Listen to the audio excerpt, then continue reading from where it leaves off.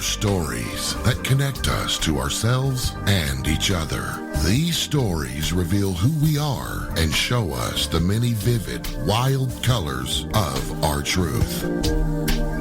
Welcome to Soul Wanderings, where we raise spiritual awareness and foster connections through these shared stories and personal experiences.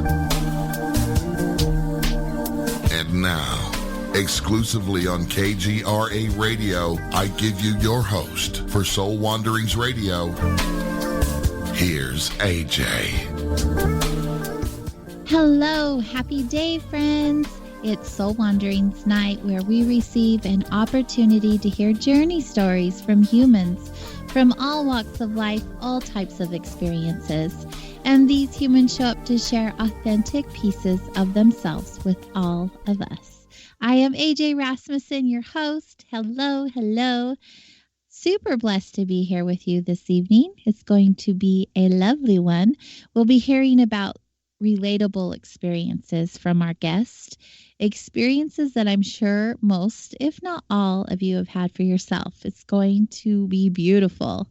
But before we get started, I always like to share, we have a chat room to hang out in.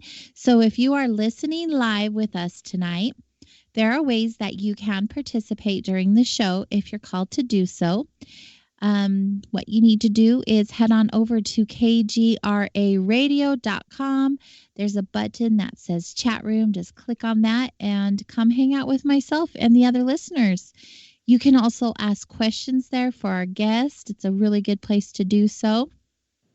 And if you happen to have those questions, just type them all in caps so that we can see them easily, and we will ask as time allows us to do so. Again, that's kgraradio.com. It's a great station. I'm so glad you guys are here. I feel like it's time to wander. What do you think? Let's wander. This evening, we have the wonderful opportunity to hang out with Judi Miller. As a coach, speaker, and author, she shares her relatable and heartfelt messages with others who want to awaken their true greatness and experience lasting happiness. She has written her first book, which we'll hear about this evening. It is called Perfect: A Path to Love, Forgiveness, and Transformation. We'll also have the opportunity to learn more about Judi and her journey through this human experience. That is what the show is about after all. Please welcome to the show our guest, Judi Miller. It's great to be here, AJ. Thank you so much. I'm excited to have you here. When I saw the cover of your book initially, I was like, whoa, that is so beautiful. But then the message, right? Oh, it's just perfect cover. And I can't wait to learn all about what you wrote and what you're going to share with us. But first things first, let's get to know you better, Judi. Why don't you tell us a little bit about yourself? Sure, I'd love to. But I'd love to ask you and your listeners some questions as well. So, Great. AJ, have you ever felt different, like you didn't belong? From day one, yes. Have you ever felt incomplete, always searching maybe for someone or something to make you feel whole? For a long time, I did. And last question, have you ever felt that you were unworthy, always having to prove yourself over and over again? Sure, absolutely. So the reason I ask you and your listeners these questions is because these feelings have literally plagued me for most of my life. I started my career as a CPA, and then I went to work in finance in the healthcare industry for over 20 years. But AJ, no matter what I did, I felt like I was nothing. And on this journey that I describe in my book and that I love to share with you and your listeners, on this journey I realized that in the nothingness, I could actually be anything that I wanted. And what I mean by that is when we let go of the stories, the labels, and the judgments, we could truly emerge as our true and authentic self. So that's just a little bit about me. When you introduced the book, you said the subtitle to Perfect was A Path to Love, Forgiveness, and Transformation. And many people ask me, what does forgiveness actually mean? And there's so many different definitions, but for me, it's really, really simple. Forgiveness means to forego or to let go of. And I know that painful and unwanted events are going to happen to everyone in their lives. We could either experience that one event once, or we could literally play it over and over again, hundreds, maybe even thousands of times until literally it becomes stuck. It becomes our identity. So forgiveness for me really is just letting go of those contracted negative stories so we can truly move forward and experience true and ultimate freedom and happiness. It sounds like a beautiful concept. Yeah, and I'd love to give you an overview of the story. Of course, that's what we're here for. We would love for you to share your experiences and why you wrote the book and what the book's all about, all the good stuff. Okay, sure. So, like many children, I had fears. I was afraid of drowning, but I was terrified of the night. And I don't know if you've ever experienced true terror. People ask me, what does it feel like? And the closest thing that I could describe is, when someone jumps out in front of you unexpectedly and your heart starts to race and you begin to sweat and maybe you can't even breathe. Mm-hmm. And I think go ahead, you're about to say something, AJ? I was. You're so good. I was going to say I actually am terrified of that happening. And I have people who know that. And so they'll purposely scare me. Oh, wow. Wow. I hope those are friends of yours. Yes, they are. I mean, It's all good fun, but they don't realize that it's really scary. Right. So I think for a lot of people, those sensations probably last for a few seconds. But for me, they could last for hours. And in addition to that terror of the night, I was also terrified of being assaulted. And these fears were very confusing as a child. I actually didn't know where they came from. So literally night after night, I would crawl into bed, I'd pull the covers over my head, and I would literally recite the Lord's Prayer over and over again until exhausted I would fall asleep. And this was my ritual night after night. And it continued well into my 20s. We mentioned that I started my career as a CPA, so here I am going to work in a very traditional profession. And then at night, crawling back into bed, terrified of what I couldn't explain. I actually met my husband at work and we got married and we had 2 kids, Eric, 2 incredible. AJ, is everything okay? You said you couldn't hear me. You can hear me. Hold, please. Sure. Okay, there you are. You just picked up. Okay. So you'd go to bed every night. I'm not sure if anyone else heard you, if it was just me, but you go to bed every night with your ritual of being in fear. Right. And saying the Lord's Prayer exhausted until I fell asleep. And, this continued well into my 20s. I would go to work during the day, and then I would come home terrified of what I couldn't explain. And then I got married to my husband, and we had 2 incredible children. And in the exhaustion of raising 2 children, commuting 3 hours a day to work and working 40 to 50 hours a week, in that exhaustion, AJ, everything went away. The fear, the terror, the spirits, the energies that I could sense and feel at night, the subtle whispers, everything went away. But then my kids grew up and they went off to college and the house became silent. And in that silence, everything returned. And AJ, I must have looked comical to the neighbors because I literally would tiptoe around my house afraid of who or what I might bump into. I'd wake up in the middle of the night clutching in fear at my husband, and we soon both began to lose sleep. And around the same time, I actually started to bleed uncontrollably month after month, and I went to see my doctor. And she said that I needed a hysterectomy. And AJ, I was terrified of this surgery, and I couldn't really understand why. As I mentioned before, I worked in the healthcare industry for over 20 years, and I trust modern medicine implicitly. But it felt like the same terror that I had as a child and the same terror that returned to me as an adult. So a very good friend of mine recommended that I read a book called Light Emerging, and I'm not sure if you've ever heard of it, but it was written by Barbara Brennan. And Barbara was a NASA physicist, and she actually studied the human energy field. And what she learned, she was actually able to heal people with her hands. So here I was, literally days before my surgery, Googling healers near me. And AJ, I'm very clairaudient. I hear things. And as I sat across from my healer for that very first time, I literally heard the click of a lock, like my entire life was finally locking into place. But I didn't know the role that healer actually played in my family's history. So my healer helped me heal after my surgery.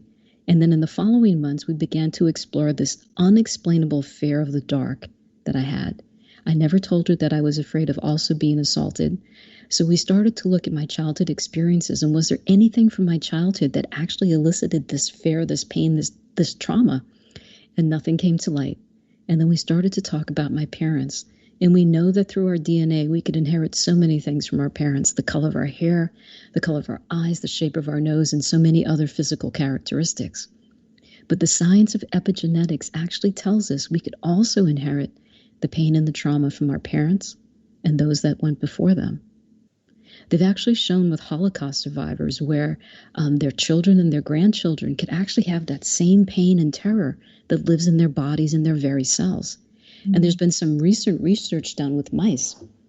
They would actually introduce the smell of cherry blossom to the mice, and then they would gently zap them on the feet. So AJ, as you could imagine, after a while, just the scent of cherry blossoms would trigger this fear in these mice. Yeah. But what was really amazing was that the mice's children and their children, just the scent of cherry blossoms would also trigger that same fear and panic in the mice. They had never been zapped, and they had never been exposed to the father that was zapped. Wow, I totally believe it. So what we uncovered on this journey with my healer was that pain and that trauma that I felt in my body actually wasn't my own. It was actually a cellular memory from my mother. They say every female baby is born with 2 to 3 million of their reproductive eggs at birth. So all of the traumas and the triumphs that your mother experienced as a child, as a young adult, you were actually there on a cellular level, and you experienced them with her as well. So that pain and that trauma wasn't my own. It was actually hers. But AJ, my story actually doesn't end there. And I don't want to give away the whole story, but there's actually a shocking connection to the very healer that I trusted in this lifetime to heal me. And in that moment of revelation, I could have felt fear, I could have felt anger, I could have felt betrayal, but I didn't. All I felt was the immense love and perfection of the universe. And I actually saw how all of our souls are interconnected across lifetimes, how we're unconditionally loved and accepted, and how we could heal in any moment in this lifetime or in any other. So you asked me in the very beginning why I wrote this book. And the reason I wrote this book is because when I look out into the world, I see so many people who have those burdens that we both carry of feeling different, unwanted, unworthy. And I realized that we don't have to, that we are so unconditionally loved and accepted by the Creator, the God of our understanding, and that we can truly emerge as our true and authentic self. And that was my wish, to really just share that with people. Oh, it's such a good message to share. I love that you had the courage to write this book and show others that they have all of this beautiful magic inside of them as well. Yeah. It's interesting because I come from a finance background. When some of my finance friends and colleagues discovered that I had actually published a book, they picked it up thinking that it would be management, accounting, or some type of finance book. Right. So they were pleasantly surprised when it was different.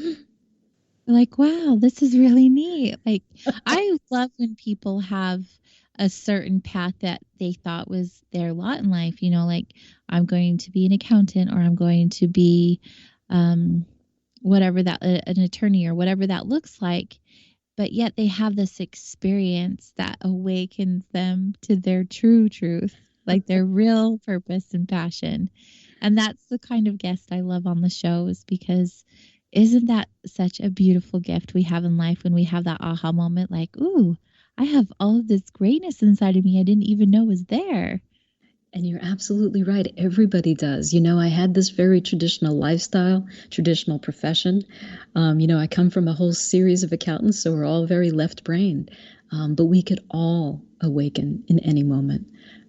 There's some other stories that I would just love to share with you as well. Oh, we would love to hear them. So most of this journey actually started when I was sitting in church on Good Friday with my family several years ago. And I was waiting for Mass to start, and my kids were just texting on their phones. And I was just sitting there, literally just waiting for Mass to start, and the choir was singing.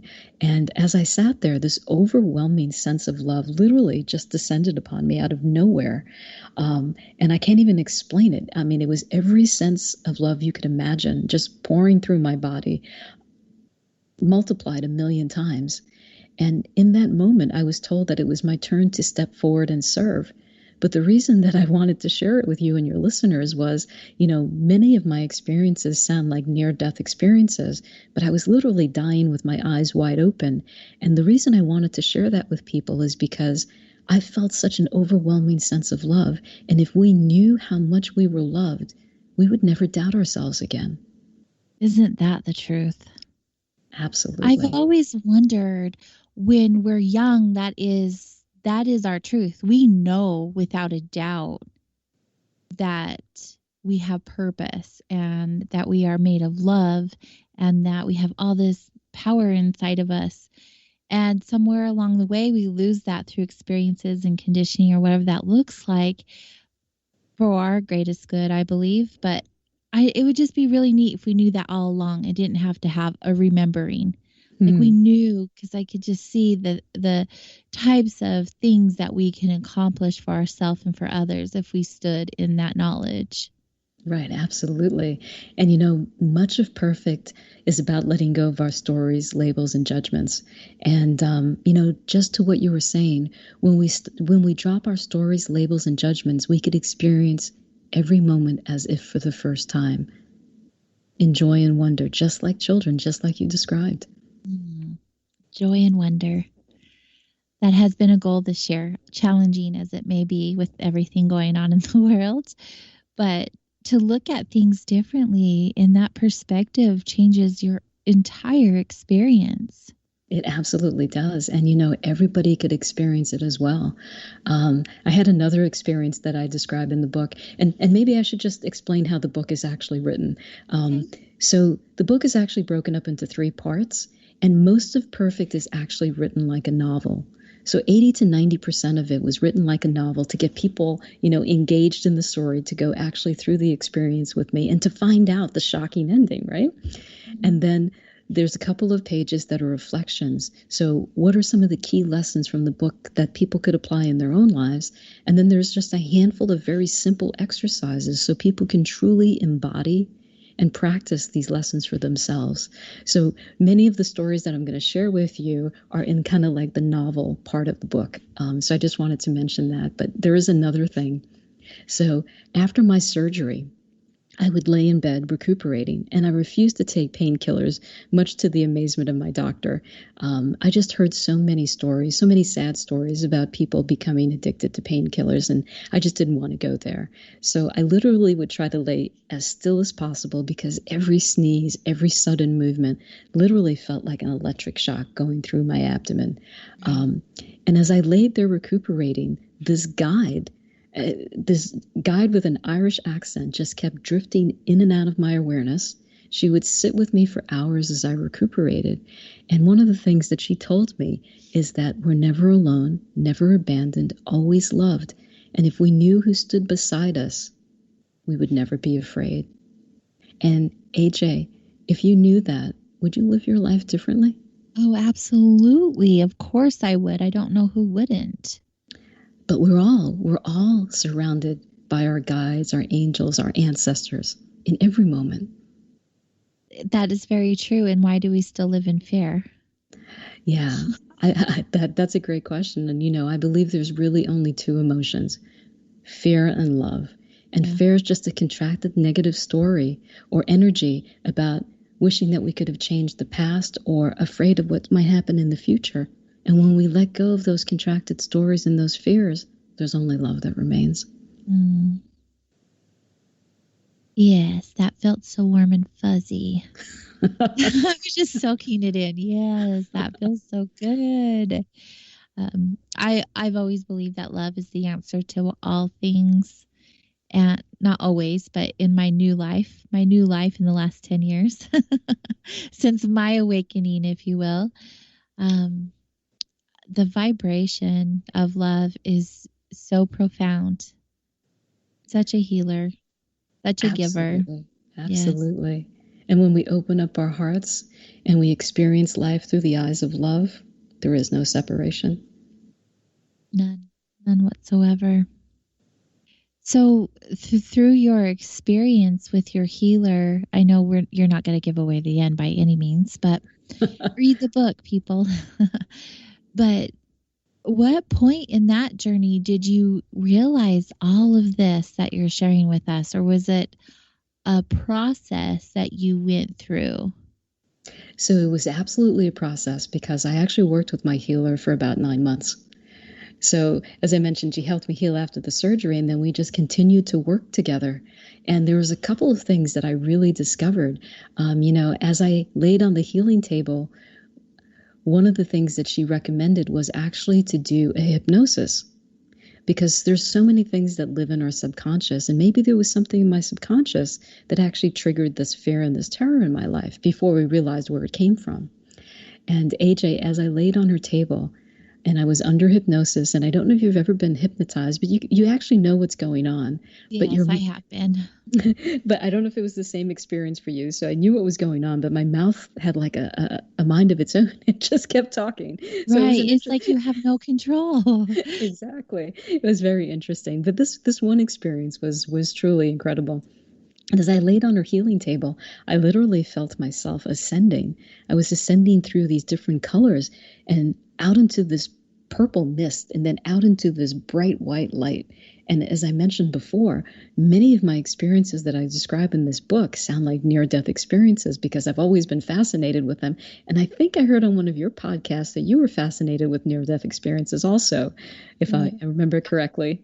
The history, yes, and an experience of my own. Wow. So very fascinated. So that's what many of my experiences actually felt like. So as I was rising into this white light, I felt surrounded by this incredible sense of love. Again, something that I can't even explain in words. It was just so overwhelming. And then I got another message, and the message that I got was we could all come home. We could all come home by loving and accepting who we are, exactly as we are, that the joy is in the reunion, in the remembrance of who we are. And I think that's such an important message today. So many of us are being sent home. With COVID-19, we're being sent home. And a lot of us do feel isolated and lonely. But I believe that the isolation and loneliness that we feel is not because we're isolated from each other. I believe for many people, we've become disconnected from the Creator, from the God of our understanding.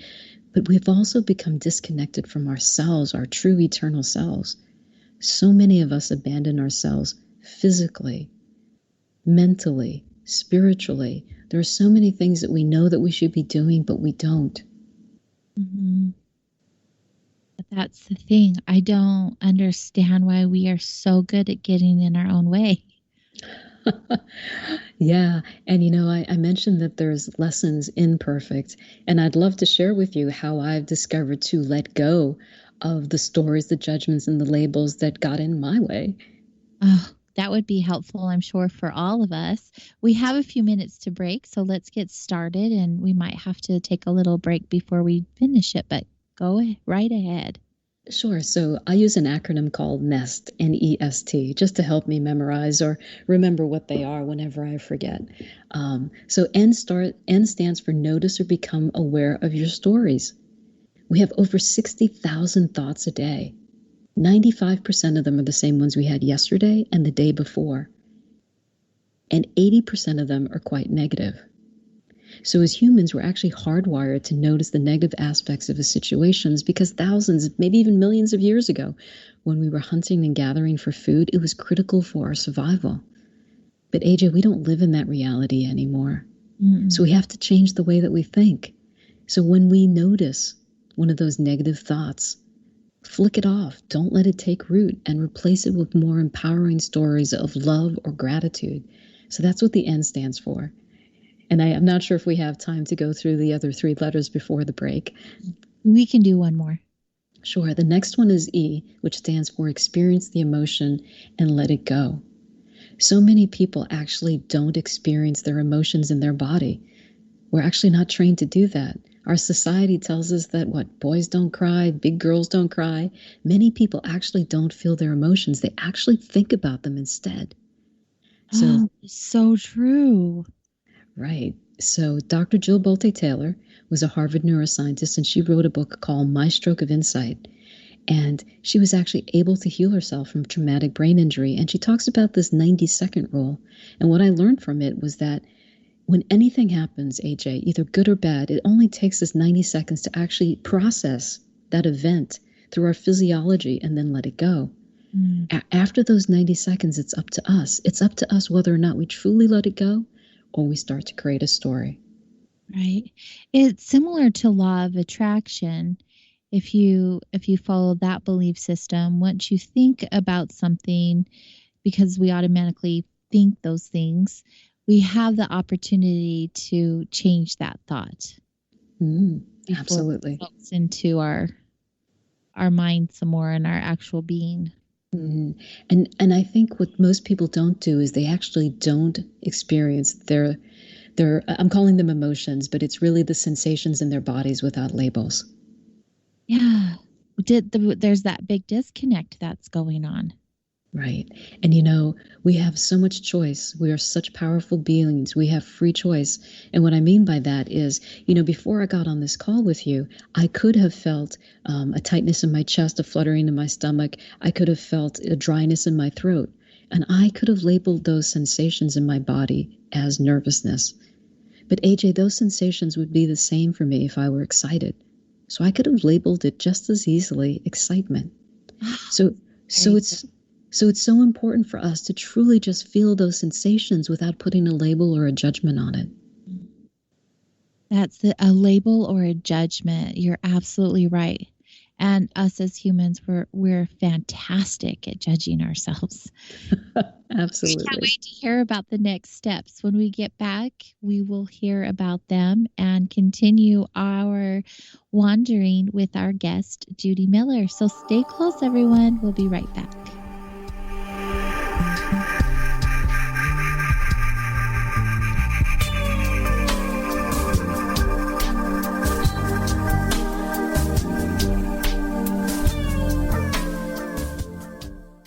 I'm getting older and noticing that my body just doesn't work as well as it used to. So I like to keep fit as possible by hitting the gym a few times a week. Recently, I started having a nagging bicep pain, and it got so bad I couldn't even lift the weights. When I was complaining about it to a friend, he told me about Angioprim. He said chelation helps remove toxins, heavy metals, and cholesterol in veins and arteries that may cause blockages. After just 1 week of taking Angioprim, the pain was gone, and now I'm back in the gym full strength. Scientific research proves the active ingredient in Angioprim has superior oral chelation action that helps promote cardiovascular health. So to learn more, go to angioprim.com. That's ANGIOPRIM.com, or talk to a trained consultant. Call Angioprim toll free at 945-882-7221. You'll feel better with more energy. That's 945-882-7221. Or go to the website angioprim.com.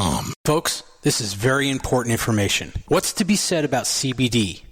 AncientLifeOil.com. Our CBD is made from hemp and has 0.003 THC, which means this wonderful product won't get you high, no matter what amount you take. What does CBD do for the body? My hands are tied, but you can Google CBD benefits and be astounded. When you're finished reading, you'll want to log on to AncientLifeOil.com. That's AncientLifeOil.com and purchase. Life is good when you feel good. People are tired of pain. People are asking for non-GMO organic products to help them with, you fill in the blank. Legal in 49 states, and again, our CBD is made from hemp. Ancient Life Oil is about helping people one by one by one. If you wonder how good the product is, the CEO takes it every day without miss. AncientLifeOil.com. That's AncientLifeOil.com. Have a great day. Permanent industrial glue impossible to remove? Not anymore, because Handyman Formula by D-Bond is a patented chemical adhesive remover. It's used in the building and home maintenance industry, but now it's available for your home use, for your DIY projects.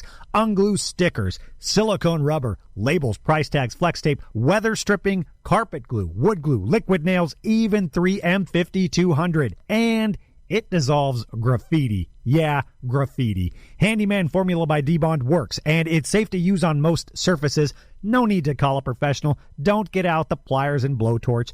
Just apply a little Handyman Formula by D-Bond and wait 90 seconds, then quickly and easily pull the items apart. Get unstuck. Visit DBondHandymanFormula.com. That's DBondHandymanFormula.com, or call 561-575-4200. Handyman Formula by D-Bond. Now you have the inside contact for alternative talk radio. The Planet. KGRARadio.com.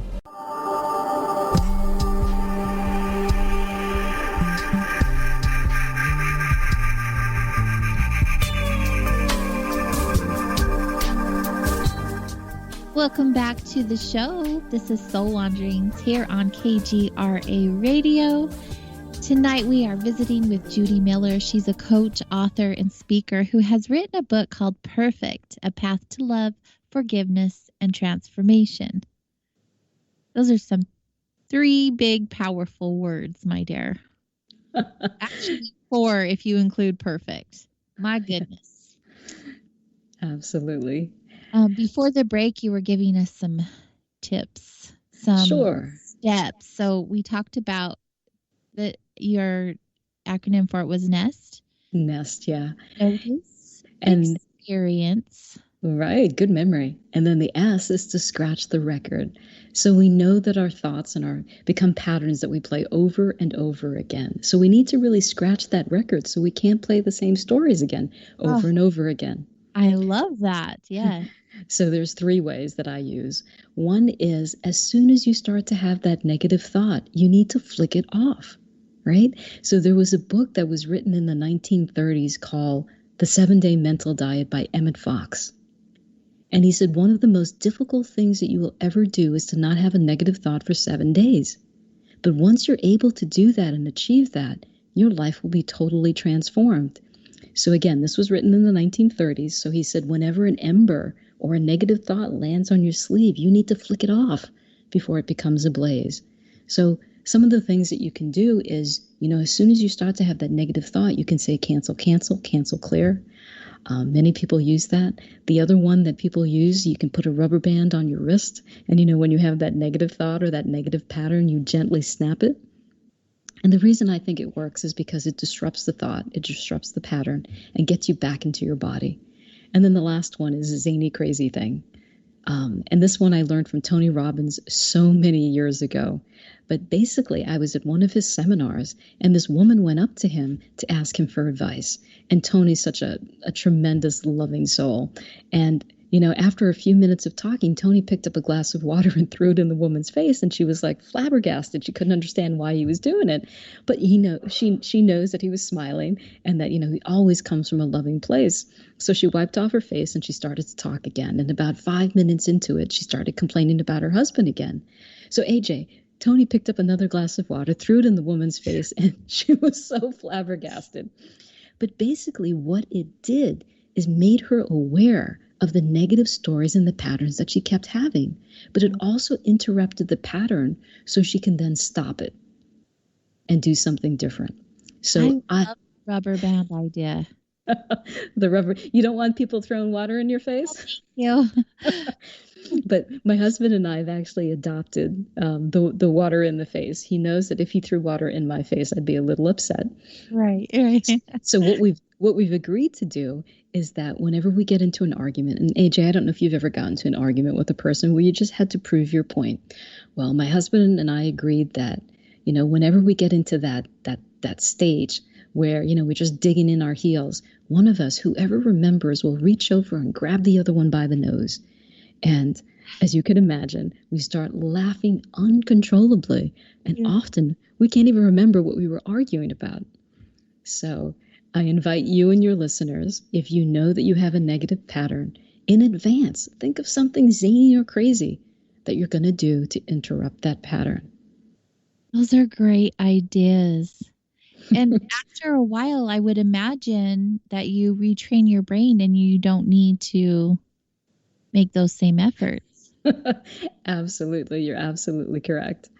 And AJ, the last letter in NEST is T, which is tender, loving care. And, we talked a little bit about it before, that we really need to have and find time for self-love and self-care, because so many of us have abandoned ourselves. And it's not arrogant. When we love ourselves more deeply, we have more love to share with other people. And what I learned on this journey was, by opening my heart, and I can explain that a little bit further in detail, but by opening my heart, I allowed so many miracles to literally come into my life. That is exactly where I would love to have you talk about, because it is a thing. It is a thing when you open your heart. There are amazing miracles that take place. Absolutely. And I'd love to share with you how I discovered that by accident. But there is one story that I want to tell you because you mentioned the law of attraction. Okay. So, because I felt different most of my life, of course, I attracted someone into my life that was totally different. My husband is racially, socially, culturally, and spiritually and religiously different than me. So for most of our marriage, I actually felt like I didn't belong. I literally closed off my heart and put an iron barrier around my heart because I didn't want to let them fully in because I was afraid they would judge me. I was afraid that they would hurt me. And this is his family. And when his mother died, I was grieving her, and she literally just came into my awareness. She was communicating with me. And she literally showed me every scene and every interaction that I had with my husband and his family. And it literally went by in seconds, literally like a near-death experience. And, I want to hear your near-death experience as well, too. But as I was going through and seeing all of these scenes, what she taught me was because I made myself different. Because I felt different, I made myself different. And that our outer projection is just a reflection of our inner projection. That is like a knowledge bomb. That's like, bam. It seems so simple. But to actually see it and experience it, I'm never going to doubt it again. How could you after an experience like that? Yeah. It's so beautiful that she showed up to you in that way so she could show you a different viewpoint. Mm-hmm. And I learned also that love is never too late, even in death. No. So now your relationship with her is probably a lot different than it was when she was here physically. Exactly. And that was, one of the, when I was giving you the overview of my story, that was one of the revelations that we could choose to heal in any moment, in any lifetime. I love that you said it could be in any moment or any lifetime. We get to choose. That's the thing, is we give our power away so easily, but we are in charge of our own thoughts and our own actions to every single experience we have. Mm-hmm. Yeah. And, in the experience that I had, I saw that, at a moment at our moment of transition. And I don't know if this was similar in your near-death experience, but I've always been fascinated with it. So I've always read a lot of different stories. But some of the stories that I've read, people say that they see their life literally in review, like in seconds. And in this particular situation, at the point of my healer's transition, she was given the opportunity to come back and heal. And she chose to come back in this lifetime to heal the trauma that was passed down from my mother to me. Oh, wow. But AJ, that's why I know we're unconditionally loved and accepted, and we can never get it wrong. Because we're always given the opportunity to make it right or to heal. Right. And we're never alone. We always have, everyone knows this. I call my team my posse. Like, I know I have my posse around me. Like, I'm always supported. I'm always looked after. I'm never alone. Mm-hmm. Absolutely. And previously, the question you asked me was about love before, and I apologize, I went off on a tangent, but you had asked about love, and I said I discovered it quite by accident. Not that I discovered love by accident, but I discovered how to actually open my heart. Mm. And how did you? So I'd love for you to do this with me, and if it's safe for your listeners, they could do it as well.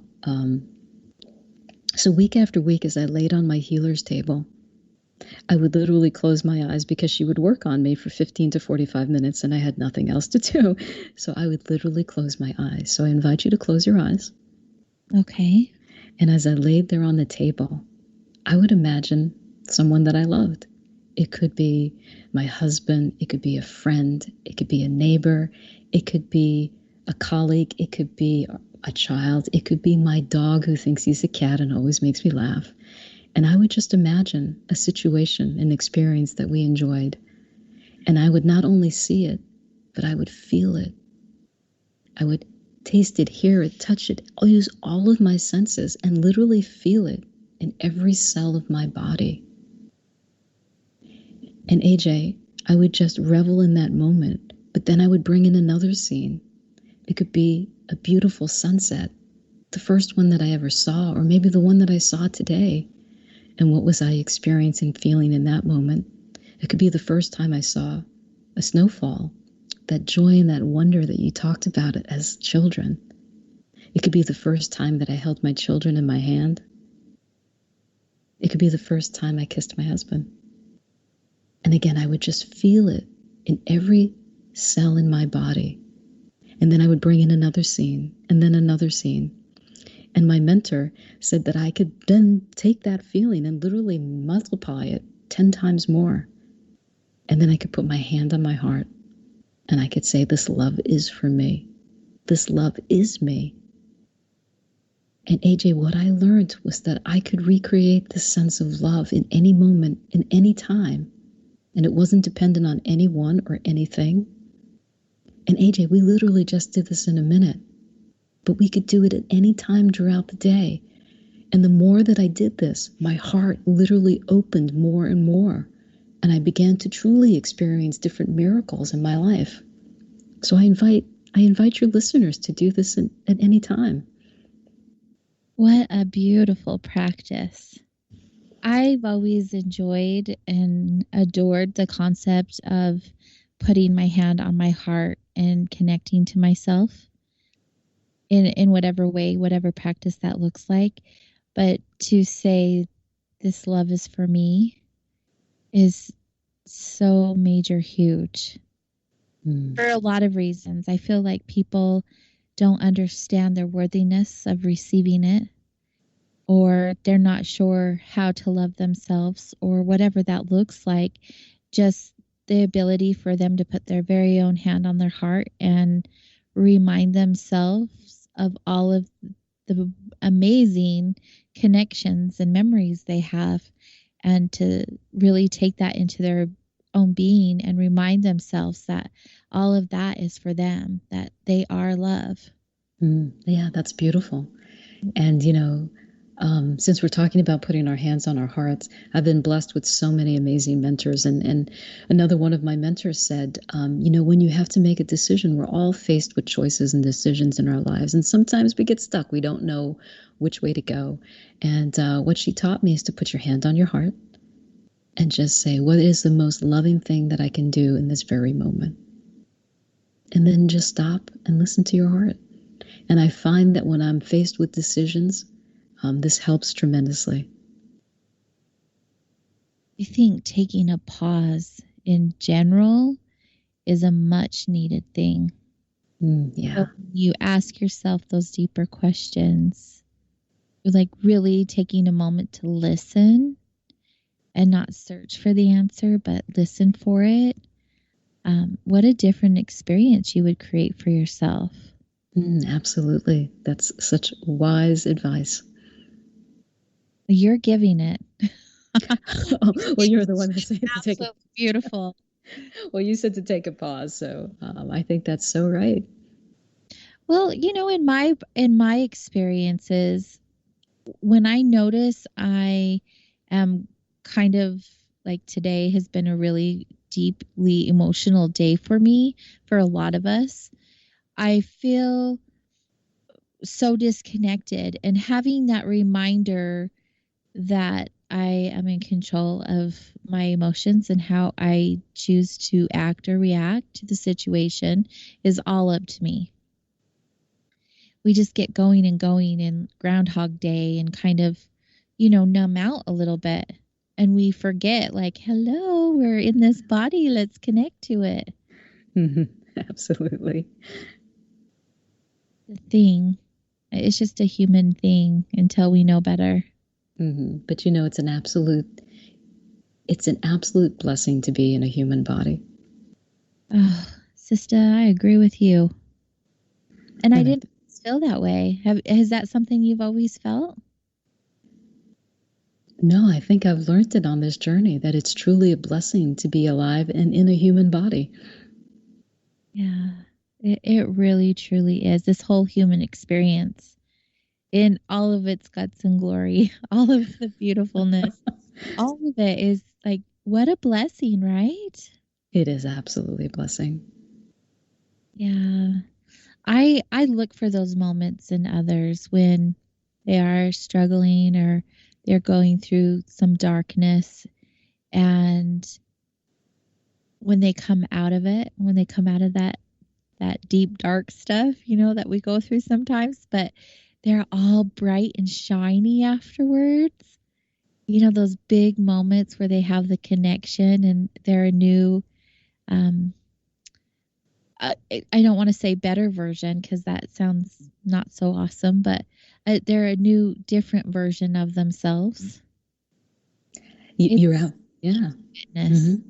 You're absolutely correct. Because, when people go through difficult or trying times, oftentimes after they get through it, you ask them, would you go through the same experience again?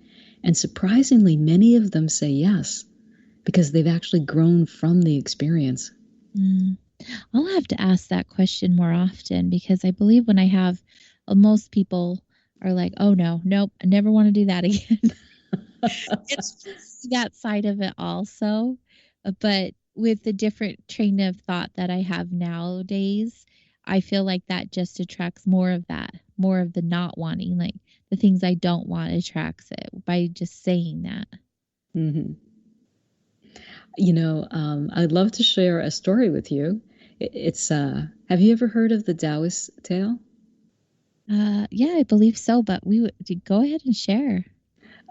Because I think it's so applicable to what you were just saying. So there's an old Taoist fable about a farmer and his horse. And his horse was one of his prized possessions. And one day his horse ran away. And his neighbors came over to his house and said, what an unfortunate event. And he said, maybe. And then the next day, the horse actually returned with 12 wild horses for the farmer to train. And then the neighbors came back over and said, oh, wow, how fortunate. And the farmer said, maybe. And then the next day, the farmer's son was actually trying to train the wild horses, fell and broke his leg. And then the neighbors came back over and said, oh, I'm so sorry. What an unfortunate event. And the farmer said, maybe. And then the next day, an army came through the town to enlist all eligible men. And the farmer's son was spared because of his broken leg. And then the neighbors came back over and said, how fortunate you are. And again, the farmer said, maybe. And in the story, the farmer was able to weather life rather easily because he never labeled situations as either good or bad. So I believe when we step back and take that 1,000-foot view that you were talking about before, when we step back and take that 1,000-foot view, we can see how all the pieces of our life actually fit together to tell a much richer story. I enjoy that tale. And looking back, it's been, life is such a wild ride. And if any of you ever get to that moment where you're in that place where you can look back with the different eyes, with a different vision, and see how everything worked out perfectly, like everything was at the right place at the right time. Absolutely. So I love to share stories. So I might tell you more stories. The stories that I'm talking about in my book about letting go of the disempowering stories that don't serve us and the labels and the judgments. So those are different types of stories. Well, I mean, this is what the show is. We talk about our experiences and share stories to bring us closer together, to inspire one another, to teach one another. So you're in the right place. That's great to hear. Your book, I want to go back to it in the title of it. Why would you name your book Perfect? So in that moment of revelation, when I saw the connection that my healer had to my family, and where she was given the opportunity to come back in this lifetime to heal the trauma that she inflicted and that was passed down to me, I realized in that moment that we are all truly perfect, that we're all truly unconditionally loved and accepted, and that we could really never get it wrong. And so many of us feel unworthy and unloved, but we're not. We are so loved. We are so incredible. We are truly perfect. And all of these experiences that we're having, and I know that it's difficult for people to see, but all of these experiences are just helping us to grow and to learn. Mhm. Yeah. Why do you think it's a, well, just like with any other experience, there's always a saying that is negative, but the statement of nobody's perfect. Why is that said so often and embedded into our minds? And you know, it's interesting when people see the name of my book, Perfect, sometimes people gravitate towards it and sometimes people have a negative reaction to it, meaning exactly what you said. We're not perfect. And what I've learned is that sometimes when people react and have a contraction, it's an opportunity for them to heal something. So I'm just going to give you an example from my life. So I mentioned that for most of my life, I felt different. I was actually born in Trinidad, which is an island in the Caribbean, and I moved to the U.S. when I was very young. I was born with 11 fingers, and I could sense and feel different energies and spirits at night, and I had these terrors. So I always felt different, right? And, you know, AJ, I totally forgot what I was trying to tell you. Oh, that's okay. You were talking to us about an experience. I'm not sure which one you were going to share, but Oh, that's what it was. being different and coming here and being different from the others around you. Apologies, right? So, yeah, so when people said things that were hurtful, it literally felt like an elephant was sitting on my chest and I couldn't breathe, right? So when somebody says something hurtful or something happens, I feel a contraction. Sometimes I feel a contraction in my body. And I say, thank you. I know it's a blessing. I know it's my body and the universe's way of saying that there is a contraction, negative story, label, or judgment or burden that I'm carrying that I need to heal.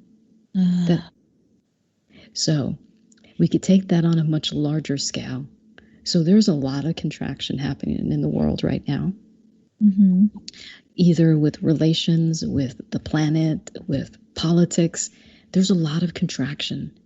But I believe it's the universe and planet's way of saying that it's now time to heal.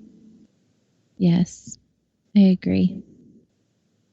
I agree. Those times of turmoil, though, they're so purposeful. Yes. It's helping us to grow and to heal and to move forward. And to break cycles, release what no longer serves us, letting go, all of that. And I'd love to share something with you. So not, I think it was last year, my niece's very close friend was actually murdered. She got into an Uber and thought it was an Uber, but it wasn't. And it was on the news. But, you know, in those tragic moments, people come together and unite as one, right? They do. They do. And it's an awful, tragic event. But oftentimes something good comes out of it. There was so much awareness and laws and regulations about improving safety of Ubers and Lyfts and all those types of vehicles. So even in those tragic events, we come together, and oftentimes there's something that does come out of it that's good. And again, I'm not saying that I ever want anything like that to ever happen. Right. But you're right. Those things do happen, and that's what I find so crazy, if you will, that they happen in times of crisis, yet we all can't just get along and have respect and honor one another on a regular basis. Mm-hmm. And you know, that love to give. Right. Absolutely. And I have another story because you know how I love sharing stories. So I think stories are a very powerful, easy way to convey information. But again, I just want to make sure that I'm making the distinction for your listeners. The stories of letting go are the ones that disempower us. Those are the ones that we need to let go of. Yeah, the beautiful thing about the show is when we have this organic conversation, they like to listen. They like the stories, and that's why they're here. So, um, before you get started with a new story, however, let's take our last break of the show, and that way we can continue on without any interruptions. How do you feel about that? That sounds great. Wonderful. So, everyone, stay close. We're going to take our last break of the show, and then we'll have almost another hour to continue wandering with our beautiful guest this evening, Judi Miller. We'll be right back.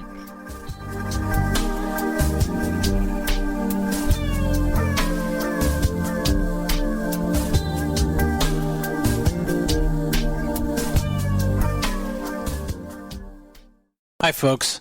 It's troubling times, and fear is pushing emotions, which in turn pushes health the wrong direction. Do you ever get an ache because life is uneasy? Try Life Change Tea at getthetea.com. Life Change Tea works on your digestive tract, helping to move food through quicker and comfortably so your health is spot on. Life Change Tea may not help with world issues, but it will help with your digestive issues. A glass a day helps keep the intruders away. So, change your life today. Log on to getthetea.com. That's getthetea.com. If your health game is off, get on by ordering Life Change Tea. Getthetea.com. And while you're on our site, look around at the great non-GMO organic supplements. And if you're a sales shopper, go to our specials page and see what's for you. I've been drinking the tea for 12 years, and I'm sure glad for its health benefits. Again, that's getthetea.com. Getthetea.com. The tea that makes you go. Please listen. Now is not the time to fear. When your immune system is strong, shields up. You have very little worries. If your immune system is compromised, you're susceptible to all viruses. I say shields up and no fear. Try Heart Love from getthetea.com. Heart Love has a special ingredient called allicin. It comes from the healing part of the garlic plant. No garlic breath. No garlic leaking out your pores, just pure immune-building ingredients that gets your shields up. Heart Love is a unique blend of herbs that loves to build you up. Google garlic and know the benefits. One Heart Love pill is equal to 20 cloves of garlic. 20 cloves! Shields up. You've heard of our Life Change Cleansing Tea at getthetea.com. Now try Heart Love. And by the way, take your blood pressure and watch weekly what happens. So here's how to purchase. Log on to getthetea.com. That's getthetea.com and build your shields. That's getthetea.com. Mention Ray in the coupon code and hit apply and receive free shipping. The Liberator Rocket Heater will heat your home for free. The highly efficient Liberator Rocket Heater has no moving parts. It's safe and strong, constructed of quarter-inch steel. So like all things made in the USA, it's built to last. Uses any kind of wood, sticks, even scrap in its gravity-fed firebox. And it heats workshops, homes, garages, outbuildings, industrial areas, and barns. Watch the video of this blast furnace stove in action. Visit RocketHeater.com. That's RocketHeater.com.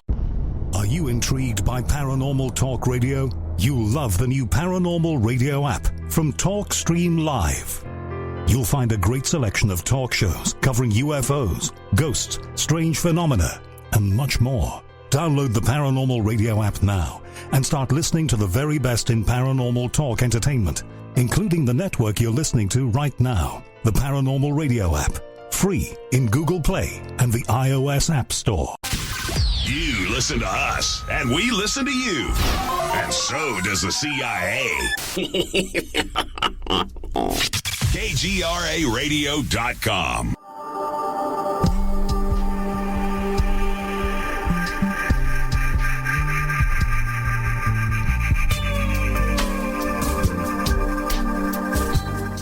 Hello, you are listening to Soul Wanderings here on KGRA Digital Broadcasting, Salt Lake City, Utah, and Hudson Valley, New York. If you're enjoying the show, I encourage you to visit soulwanderings.com. There you can find information about myself and the show. You'll also be able to link to all of the social media platforms where you can see who's coming to wander with us next. And you can even listen to past shows there as well. And Soul Wanderings can be found on all of your favorite listening platforms like iTunes, Spotify, Spreaker, all of them. Just look for us. And of course, we're definitely here on KGRARadio.com, my show, along with many other amazing shows. There's something for you every night. So if you're not listening every night, you're missing out. Tonight we are visiting with Judi Miller. She's a coach, author, and speaker who has written the book called Perfect, A Path to Love, Forgiveness, and Transformation. We're in our second hour and we're commercial free, so get all cozied. It's story time.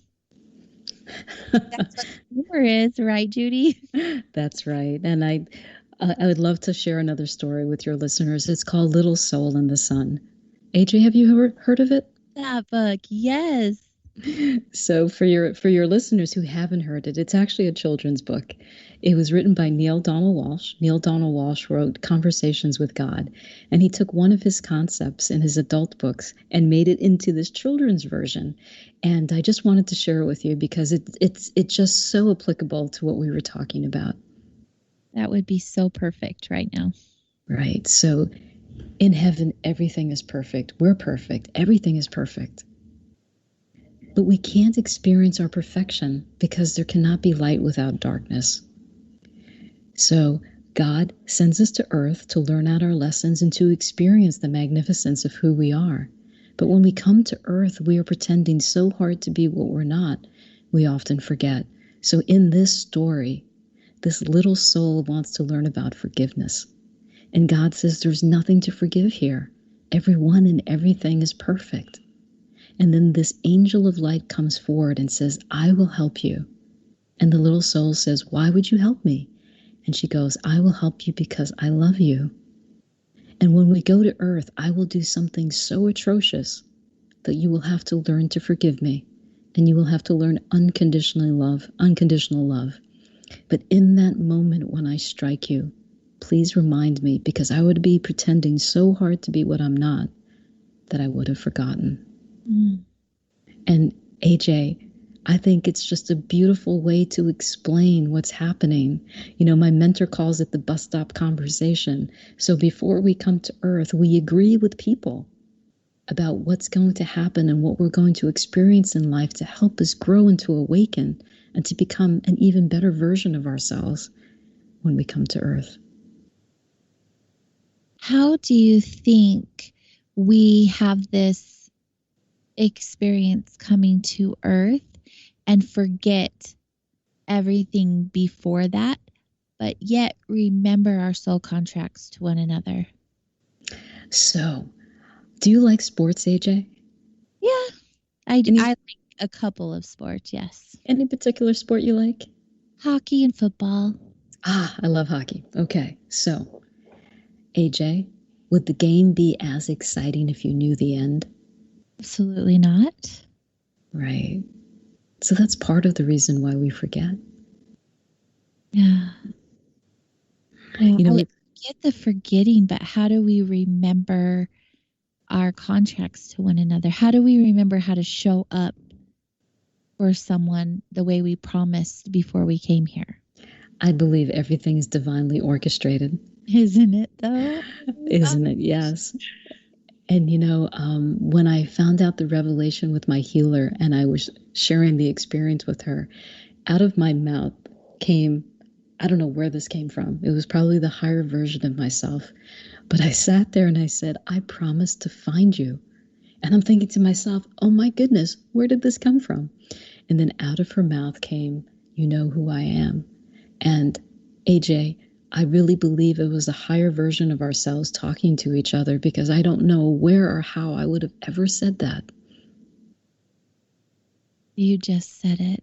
I mean, I don't know. It happened. You just said it, but it's neat how it just comes out. Our intuition or whoever is speaking to us, it just is there.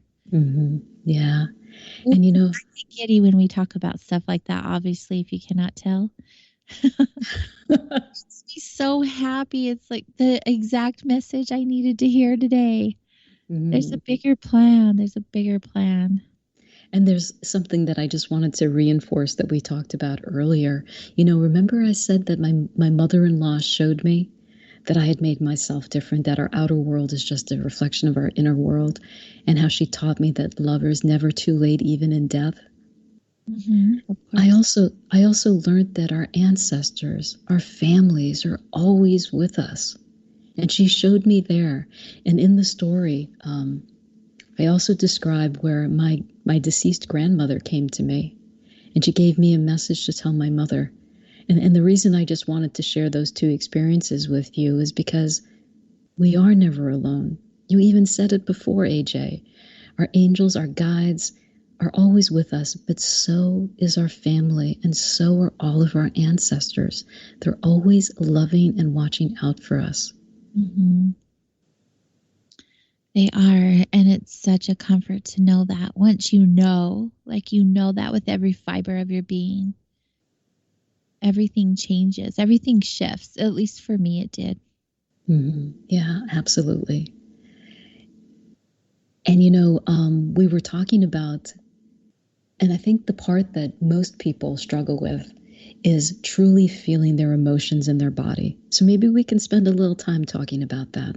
Actually, I jotted that down because I wanted to bring that back up because it's such a thing. It's such a thing. We are so disconnected. Right. So it's so important to actually feel our emotions and not bottle it up, right? So if you want to scream, scream if it's appropriate, but truly take that time and feel the emotions, right? Our human body is so infinitely intelligent. So the late Louise Hay, who founded Hay House, many people know her. She wrote the book "You Can Heal Your Life, You Can Heal Your Body." Yes. One of my mentors is John Newton. He founded Health Beyond Belief, and they both teach something very similar. But if we don't truly feel those contracted energies in our body and let them go, they can stagnate, and it can cause us pain and even disease in our body. So it's so important to truly feel them and let them go and release them. So our body is so intelligent. So for example, and again, AJ, this is just a gross generalization, but sometimes when we have a pain in our elbow, it means that we're afraid. There's a story or something in our body that we haven't fully processed, that we're afraid.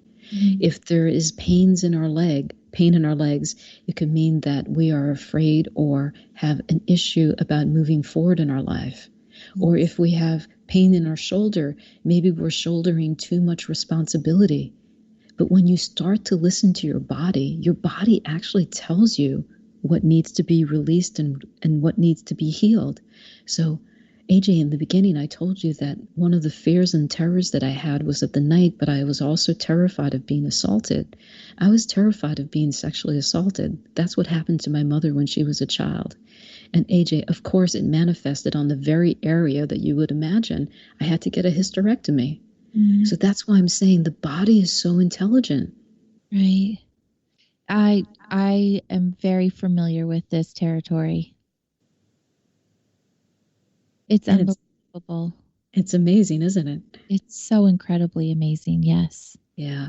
And some of that pain and that trauma that's stuck, well, I believe first it gets stuck in our human energy field. And our energy field is, several feet outside of us. It gets stuck in our energy field, and it actually distorts the way that we actually see and experience the world.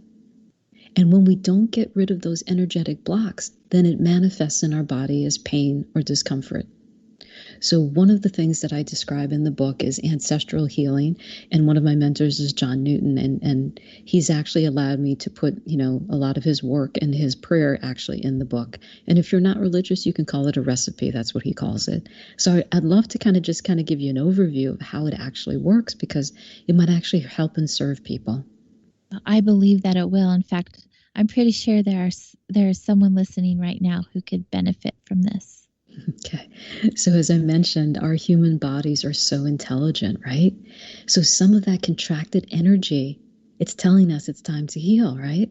So some of that contracted energy could be from an experience that we had today. It could be an experience that we had yesterday or last year or years ago. But we also know they could actually be something that we inherited from our family and our ancestors. And that's what I was talking about earlier. So right now, is there a situation, a contraction somewhere in your body? And it's so important to actually take it to the body. Feel that sensation in your body and acknowledge it. And it could be placing your hand on that area. For me, it's my heart, my chest. It could be your solar plexus. It could be your throat. And if you can't reach it, just imagine yourself just lovingly, gently touching it. And then breathe your loving presence gently in and out of that area. And oftentimes you will begin to feel it soften. But oftentimes as you breathe into that sensation, an image or memory will come to you. And sometimes it feels like you're totally making it up. It could be from when you were a child. It could be actually when you were in your mother's womb. It could be from even a previous lifetime or something that you inherited from your family. And the beauty of this is you actually don't even need to know, right? So like I said, oftentimes it feels like you're making it up, but most times, 90% of the time, you're not. Mm-hmm. So you feel it in your body, an image or memory comes to you.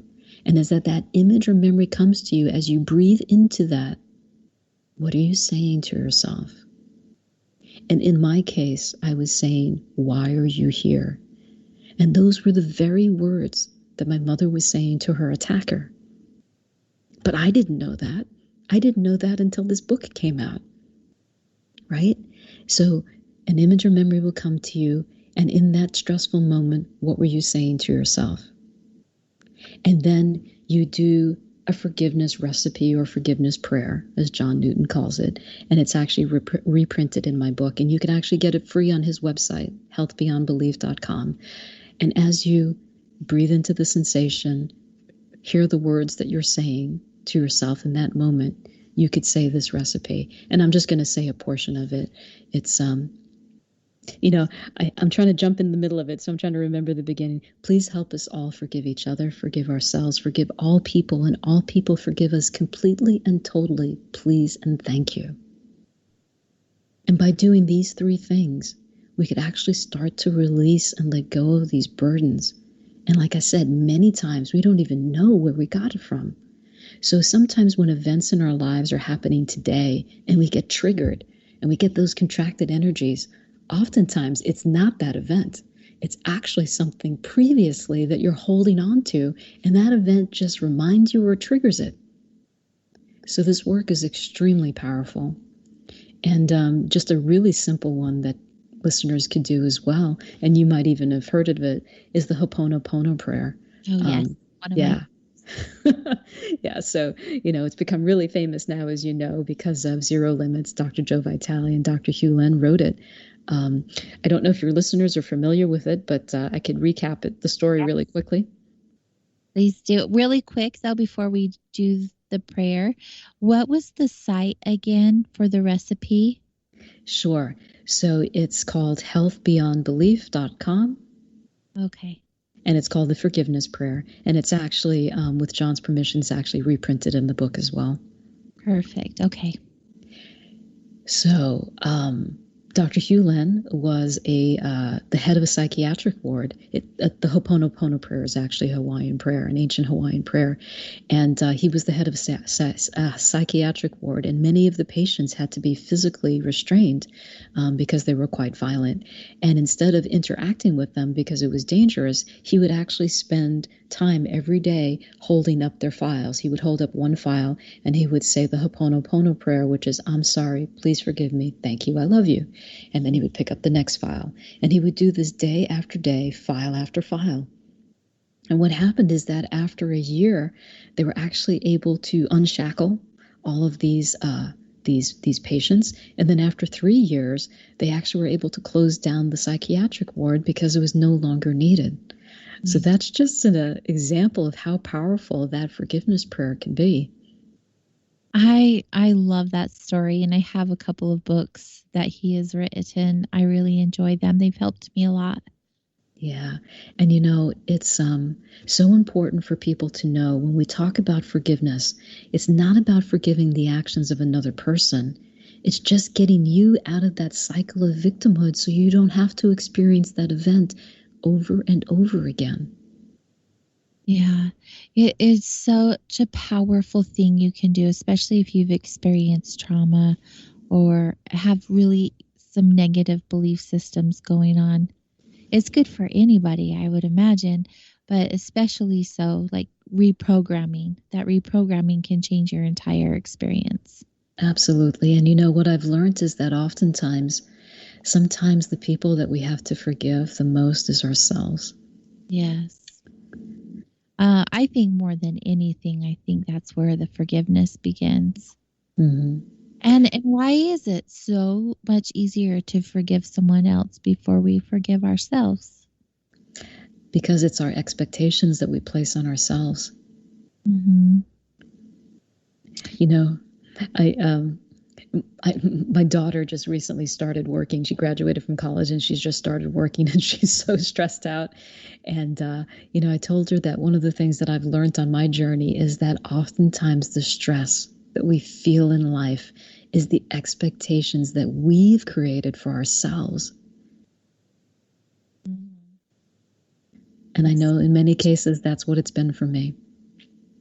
I've never known anyone to be as hard on me as I've been on myself, which is really sad when you look back and think about it. But also, how awesome to be in awareness that that can change and has changed. Like just knowing that you can do better, you can be better for yourself. You can change it. Like that power is literally right inside of you. Yeah. So between stimulus and response, there's a gap. Many of us operate on autopilot, but between stimulus and response, there's a gap. And in that gap, we get to decide. We get to decide whether or not we truly experience events as 90 seconds and then let them go. Or we get to decide whether or not how we react. Do we come from a place of love? Do we come from a place of fear? And when you're in that moment, that's also a good time to put your hand on your heart like you were suggesting and asking yourself that question. Mm-hmm. Absolutely. Are you coming from a place of love or are you coming from a place of fear? Mm-hmm. I had to do that today a couple of times. I had to recenter myself. Am I coming from a place of fear or am I coming from a place of love? And just reminding myself like, hello, rein it in a little bit. Mm-hmm. We were talking before about sometimes when we feel contractions in our body or events that are making us feel contracted, we say thank you. It's a blessing because it's trying to help us heal. It's telling us it's time to let go of something and to heal. Mm-hmm. One of my mentors taught me, actually very, very recently, she said, if you're contracted or afraid of something, say it out loud. Say, I'm afraid that I won't be able to do this interview. I'm just making this up, right? Right. And then say thank you. And then just wait. And it's amazing. I tried it the other day because she literally taught it to me like a week ago. And oftentimes in that silence, you could literally feel and hear the silence. And oftentimes the answer comes to you. I found it totally incredible. Just something else for people to try. You had mentioned during break that meditation is one of your daily practices. Absolutely. When I express that same comment that I meditate every day, I always hear, oh man, I can't meditate. It's too hard. I can't quiet my mind, whatever reason that they come up with. And I remember being in that space, like, there's no way you're shutting my mind down, until I realized that that's not what meditation is all about. And I approached it a different way. What you're sharing reminds me of that. It is a form of meditation. And it's something that feels more comfortable to me, especially for someone beginning to be more mindful with themselves, that it is something that anyone can achieve without having that excuse of, oh, I can't quiet my mind or whatever that looks like, because it really is moments of silence, not minutes and hours of silence. And that's beautifully said. I mentioned early on that I used to commute 3 hours a day to work, and I call it, it's different now, but when I was commuting 3 hours a day to work, I call it meditation with my eyes wide open. And as I drove or took public transportation, I literally would just look around and appreciate everything. And I realize now that I do transcendental meditation, many of the same benefits that I get now through meditation was the very same benefits that I got by meditating with my eyes open. And some people can reach that same state of, tranquility or calmness by walking in nature, right? So it doesn't have to be sitting there trying to quiet our minds always. Mm-hmm. No, it doesn't. Meditation can come in so many different forms. Yeah, absolutely. Like Absolutely. my way to meditate is to paint. I literally just go away. I I really just put on some really soft like meditation music and just I finger paint mostly, and I really go deep. I feel like I just go different places and I'm able to process thoughts and feelings, and it's so therapeutic. Now, it's not the only way I meditate, but my reason for sharing is because we don't have to sit Indian style on the floor in some mantra pose and hum. Like, we can meditate in any way that's good for us.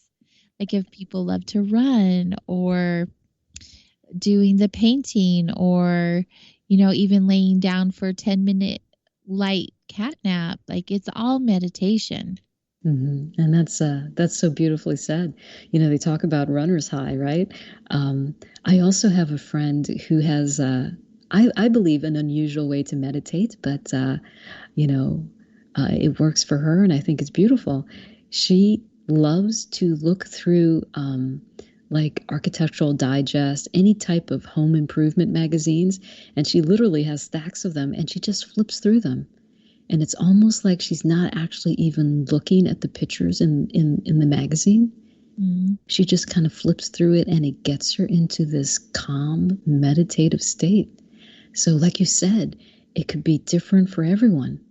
Yeah. Yeah, it really can. Another way I like is to just dance. Like kitchen dance party to whatever music I'm feeling. And sometimes just moving your body and really connecting to the music in that way. I wouldn't say sometimes. For me, it's every time is so cathartic. It's like such an amazing experience to physically and emotionally and mentally let go. Mm-hmm. Yeah. Can I share with you, because you just said that, can I share with you some of the exercises from the book? Yes, we would love that. And I said, I made the exercises purposely simple because I know people have crazy lives. And so I made them purposely simple. And the first one just made me think of, the first two actually made me think of what you were just talking about. Yeah. The first one is, we all know that everything is energy. Our bodies, our thoughts, everything is energy. Science could actually measure all of that. And because we're energy and we're an energetic force, we need to move. And I learned that when I felt stuck and stagnated in life, it was often because my energy was stuck and stagnated. So I need to move. We all need to move. We need to move our energy. So I love the fact that you get up and you dance, and I love that. And then one of the other exercises, two other exercises, there's many more, but two other simple exercises is, we need to create because we are the creator. We are the creator of our lives. We are made of we are made of the creative life force of the universe. So we need to create. And when we don't create, that could also cause pain and sickness in our bodies. So it could be dancing, it could be singing. I play the classical guitar, which gets me in a very open, very loving space. But what I discovered on this journey is it doesn't even have to be that difficult. Mm-hmm. We could use our creative life force in how we prepare our food for our family, or how we decorate our home, and how we choose to dress. There are so many opportunities to create, and it's so important that people find something that works for them. I could not agree more. In fact, when I feel like I'm not in alignment, I have to remind myself, wait, when was the last time you created? And that could be anything, because I do all kinds of things. But when I am in that space, I know when I'm not creating, I'm suffocating. Like, I am not okay. Creation creating is such a huge thing for me. And I know a lot of people are the same way. That's powerful. Yeah. When you're not creating, you're suffocating. That's how I feel. That's what I always say. I'm like, oh, I need to create. I'm feeling suffocated. That's a great reminder. I'm not in alignment. I'm not grounded. Like, it's time to do something about that. Yeah. And then a third really simple exercise is to sing and let your spirit find its voice. So for most of my life, I had problems using my voice. And I got that from my mother as well. You know, when she was attacked as a child, she was told to never speak of it again. And I inherited this. Oftentimes when I had to speak at work, I would just freeze. And it was very difficult for me to find my voice. And because I was in finance, I had to do lots of presentations at work. And my healer told me to sing. So AJ, what I would do is I would actually, right before a presentation, I would sneak out of the office, go into the parking lot, get into my car, turn on the radio and start singing. And then I would sneak back into the office and then I would actually do my presentation. And it did many things. Number one, the forward momentum of just using my voice kept me going. So I was able to continue and do the presentation. But it also opened up my throat chakra, but not only my throat chakra, it opened up a lot of other chakras as well. We know that different types of music actually impact our chakra system. You know, they talk about the Mozart effect in Baroque music. So definitely sing and let your spirit find your voice, its voice. I'm tone deaf, but I sing anyway. I was going to say, even if you feel like you're not able to sing the way you feel like you ought to, sing anyways. No judgment. Absolutely. Absolutely. That's why I sing in the shower or the car where no one else is around, because, yeah, I would feel really bad for anyone else around. But you're right. When I'm doing throat chakra work, that is the best thing to do. And you know, the throat chakra is not only about verbal expression and communication. To a large extent, it's about manifesting our purpose in the world. So it's important.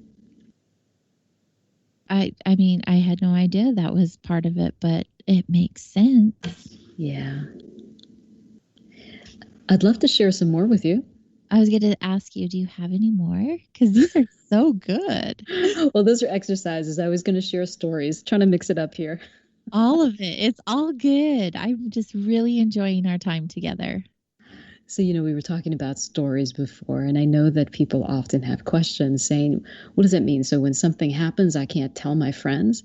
And that's not what I'm saying. So in the Forward to Perfect, it was written by Marcy Shimoff. She wrote a book called Happy for No Reason, which was actually a New York Times bestseller. And I just love to share some of the things that she wrote in the forward. So there's a cultural anthropologist named Angelise Arian, and she said that in certain indigenous cultures, it's really important to share your story with loving and supportive people, but no more than 3 times.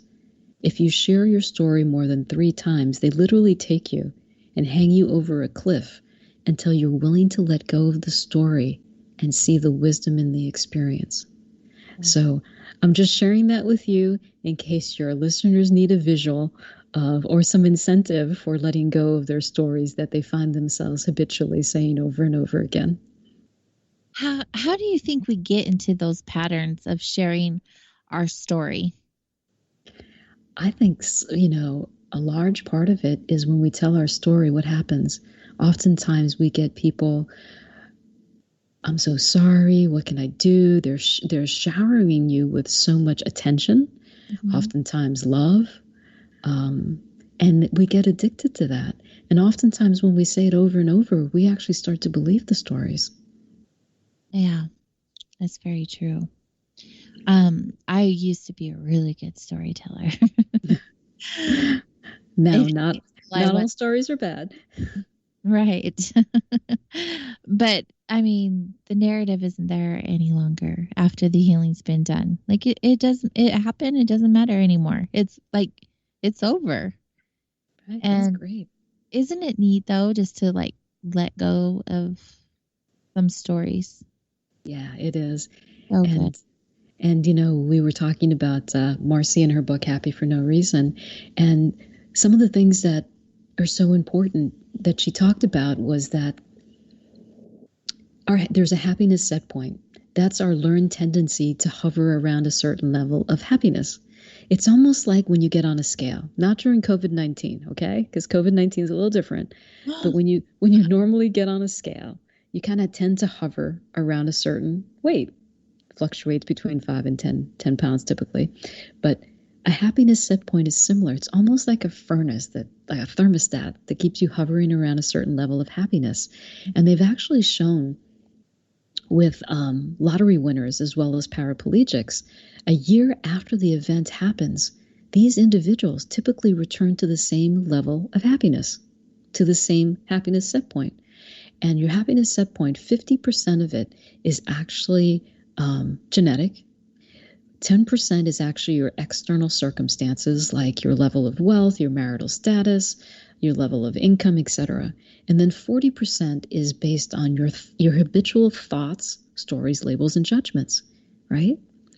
But the science of epigenetics, which I was talking about before, Dr. Bruce Lipton says that 50% that's genetic is also influenced by your thoughts, your stories, and your judgments. So we actually have a significant control over our happiness set point by changing our thoughts and our habits. And why is this so important? We know it's so important, but why is it important? Happy people are 35% less likely to get sick. Mm-hmm. They live longer, 9 years, and they make over $1 million more over their lifetime. And I believe so many of us, so many people are living in a pandemic of unhappiness. Mm-hmm. And that's why that self-love and that self-care is so important. They say 1/4 of all women are on antidepressants. This is before COVID because these numbers have dramatically worsened because of COVID. But 1/4 of all women are on antidepressants. 2/3 of adults have low self-esteem. You want to hear something surprising, AJ? What's that? First graders, when they measured their level of self-esteem, 80% of first graders have high self-esteem. Guess what it is by the time they get to high school? 30%. 5. Oh my, that is devastating. But it gets back to what you were saying, those stories that we keep telling ourselves and how oftentimes we're the toughest on ourselves than anybody else. Mm-hmm. That is so sad. What a huge downward spiral. Like first grade to high school, we totally forget our greatness in that amount of time. Mm-hmm. And that's why finding the time to truly reconnect with ourselves is so very important. And I feel like it's always been important, right? But now more than ever, especially when energies are higher and we have more negative, I wouldn't say more, but just different high-end negative experiences happening all around us. It's so important not to lose ourselves in all of this. You're absolutely correct. Oh gosh. And I just, I'm still stuck on the 5%. That just breaks my heart. That's a really low percentage. Mm-hmm. So, we know because we're not in high school anymore. We've come a long way. It happens. We come back to ourselves. Hopefully most of us, if not all of us, at some point in our lives, we get to this, like, I'm in my 40s. It took me a long time to get here. And, 10 years ago, I wasn't in this space. It's definitely an evolving process. And you think, wow, 5% in high school to now, like, I know who I am for the most part. I mean, we're learning every day, and I know who I am in this moment, and I love who I am in this moment. And you think about, I'm saying and a lot. I'm trying to get my thoughts together. You think about our experiences, our stories are what lead us to that place. but yet we need to drop the stories. Right. So just truly experience it in your body. Mm-hmm. And I know that it sounds maybe too easy, but we have to do it over and over. And then it becomes almost automatic. Mm-hmm. Yeah, it is. Would you consider it or relate it to a habit? You know, when you create a new habit and do the same habit for 15, 20 days, you've created a new habit, the one, and let go of the old one. Do you believe it would be like the same process? Absolutely. So, I've been doing this probably for a couple of years, but, after a few times, it actually became automatic because I kept training myself. When an event happens, remember, I have that gap. And in that gap, I'm seeing how it's actually moving through my physiology Mm-hmm. and not creating that label. Because I also think, we did that example about, prior to coming onto this call, and I could have chosen whatever label that I wanted to put on it, right? Yes. Because I think once our perspective changes, everything changes. We can no longer look at life the same way. So when something happens, I now know to take it to the body. I now know that I'm the one that has the choice to label or the story that I put on it. Right. We literally do create our own realities. Mm-hmm. Absolutely. Absolutely. And we so easily give our power away. Mind-blowing. And, oftentimes, we were talking before about how I believe so many of us have abandoned ourselves. Just as another example, oftentimes when things happen, we're in other people's business, for a lack of better word to say it. We're talking about what other people are doing, why is this person doing this? But AJ, when we are in other people's business, who's home for us? Nobody. Yeah. That's why self-love is so important. Mm-hmm. Yeah, it goes back to that question or comment I made earlier about us giving our love away so freely. Well, a lot of us, I guess some of us are guarded more so, but giving it away so freely and forgetting that one person that matters most is us. Mm-hmm. Absolutely. And I want to go back to that because earlier, before you were talking about opening your heart to miracles, you brought up self-care and it not being a selfish thing. Yet, it depends on what kind of self-care it is or who thinks it's selfish. But I want to talk about that a little bit more because it's so important that we are caring for ourselves and loving who we are. Sure. So many of these we know but don't do. So how are we caring for ourselves physically? Are we exercising? We talked about the importance of exercising or moving because we are energetic beings, right? Are we getting enough sleep? Are we eating properly? We know that we should be eating healthy, fresh foods, right? Are we drinking enough water? So those are just things that we know. We all know. We hear it all the time, but are we actually doing it? Mm-hmm. And then emotionally, we know that we are, genetically wired to focus on the negative. Again, it was because of survival. So we need to retrain ourselves. So are we focusing on moments of gratitude, moments of love? And gratitude, like you said, the law of attraction, the more that we're grateful for, the more that we have more to be grateful for, right? So when you go through life or your day, what can you be grateful for? And I have a friend who literally goes around all day long. Thank you, thank you, thank you, thank you, thank you. But it's more than that. It's more than just the mere words of saying thank you. And she does. She doesn't just say thank you, but say thank you. And spend 20 seconds truly feeling grateful. Yeah. And then you can say thank you and move on to the next. But truly feel that gratitude. The secret to the law of attraction is not just the words and the visualization. It's actually feeling and experiencing it as if it was already here. Mm-hmm. Right? I think that's the part a lot of people mess up on, if you will. They hear about the law of attraction and they automatically believe after reading just a few things that whatever I mindfully think about, I'll attract. And so they're like, oh, I want to be abundant and I want to be happy. And they don't realize that you actually have to do a few more steps. And that was one of the biggest one is feel, what would that feel like? What does that feel like? Exactly. And, somebody recently asked me, I've been doing all of these things to become spiritual, to become awakened, and nothing's happening. Why is that? And there's so many other parallels, budgeting, dieting, etc. I'm doing all these things, but nothing's happening. Why? And the reason it doesn't happen for these people is because they're in a state of wanting.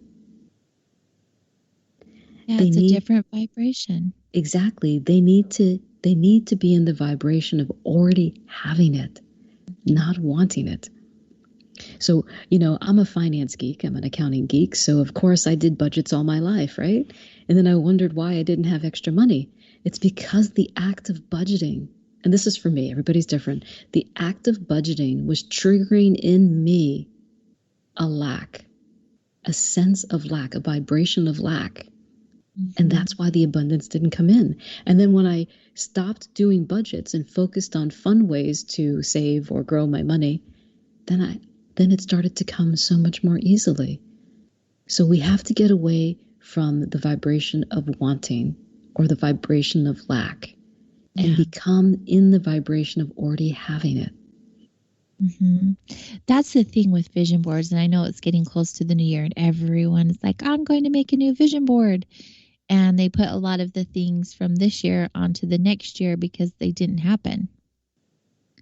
And there's a lot more work to be done than putting a visual on a board. You like, for instance, if you wanted a new car, someone might cut up a picture of that car of what they want to manifest or, vision into their lives. But a different way would be go and take a picture of yourself in that car as if you already owned the car. And then talk about how much you love your car and how beautiful your car is as if you were already in possession of it. Mm-hmm. It's absolutely. That feeling. Yeah. It's the feeling of it already has happened. Mm-hmm. Absolutely. Before we were also talking about energy, right? And we know that energy is either expanding or contracting. Mm-hmm. And I know that, oftentimes when we have to make decisions, one of the things that helps me is I always move towards what makes me feel expansive versus what contracts me. So I think that's a good way. Yes. Yeah. And, like I mentioned before, I've also been blessed with so many wonderful mentors. So Janet Atwood is one of my mentors. She wrote the Passion Test. It's the number one tool for identifying what your passions are in life. And, how do you live a passionate life? And to me, I think that's important because it gives you joy, it gives you hope, it gives you excitement. So many of us want to have a passionate life. And one of the things she taught me is that whenever you are faced with a choice, decision, or opportunity, always choose in favor of your passions. And when you do that more and more, you'll start to have a more joyful, abundant, happy life. That's what I'm working on right now. Because something is an obligation versus a desire. Mm-hmm. And of course, I go with the obligation because I'm obligated. But changing the wording and the experience and the thoughts around it, I find myself doing things now that I desire to do, that I am passionate about doing. Yeah, that's great. That's important. Yeah, I don't know. I guess we just forget a lot along the way. And it's just remembering to come back to ourselves. Mm-hmm. And I love what you said before. For you said you place your hand on your heart and that always gets you back, centers you. Yeah, tapping. I'll tap on my heart.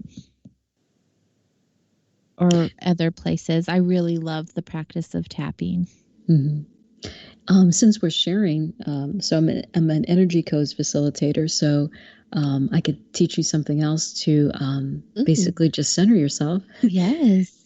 So the energy codes is written by Dr. Sue Morter. She's also one of my mentors. But basically, we have a channel that runs through the center line of our body, right? So it starts above our head. Probably if you lifted up your hand, it's about 2 feet above your head. It goes down through the center of your skull, through the center of your throat, the center of your heart, the center of your solar plexus, the center of your pelvis, and then down into the center of the earth, right? And then you reverse course and you actually go back up through the center of the earth, through the center of your pelvis, through the center of your solar plexus, and then you reverse course and then you go back up through the center of your heart, the center of your throat, the center of your skull, and out your crown. So that's your central channel. And when you need to center yourself, you can breathe up and down this channel. And you're actually moving your energy and you're igniting your different chakras in your chakra system. But what I found and what she teaches is that you could also, if you have an injury or a pain in your body, as you're breathing up and down this central channel, you could actually imagine yourself grabbing. So for me, I recently injured my shoulder. Imagine yourself grabbing that injured shoulder and bringing it into that central channel and breathing it up and down the central channel. And when you do this, the more you do this, amazing things begin to happen.